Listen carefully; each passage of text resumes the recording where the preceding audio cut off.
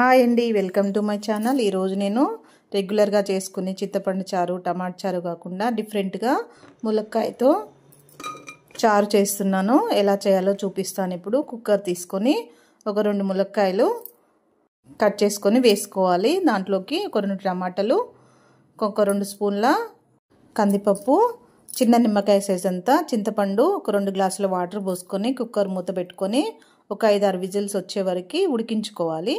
ఇలా ఉడికిపోయిన తర్వాత స్ట్రైనర్ తీసుకొని మొత్తం స్మాష్ చేసేసి కొంచెం వాటర్ పోసుకొని ఇలా రసం తీసుకొని పక్కన పెట్టుకోవాలి.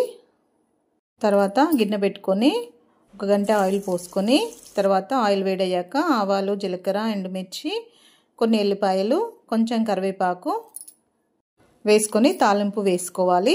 ఇలా ములక్కాయతో చారు చేసుకొని చూడండి, చాలా టేస్టీగా కూడా ఉంటుంది. ఇలా వేగిన తర్వాత కొంచెం ఉప్పు, కొంచెం పసుపు, కొంచెం కారం వేసుకోవాలి. ఏదైనా ఫ్రై చేసుకున్నప్పుడు ఇలా చారు చేసుకుంటే చాలా టేస్టీగా కూడా ఉంటుంది. ఇలా డిఫరెంట్గా చేసుకోవచ్చు. ఇవన్నీ వేగిన తర్వాత ఒక 2 పచ్చిమిర్చి కట్ చేసుకొని వేసుకోవాలి. తర్వాత మనం తీసి పెట్టుకున్న ములక్కాయ రసం ఉంది కదా, అది పోసేసుకోవాలి. పోసుకున్న తర్వాత ఒకసారి టేస్ట్ చూసుకొని కొంచెం పుల్లగా ఉంటే కొంచెం వాటర్ యాడ్ చేసుకోవచ్చు. తర్వాత ఒక 2 నిమిషాలు మరిగించుకుంటే సరిపోతుంది. లాస్ట్లో కొత్తిమీర వేసుకొని స్టవ్ ఆఫ్ చేసుకుంటే ములక్కాయ చారు రెడీ అయిపోయినట్టే.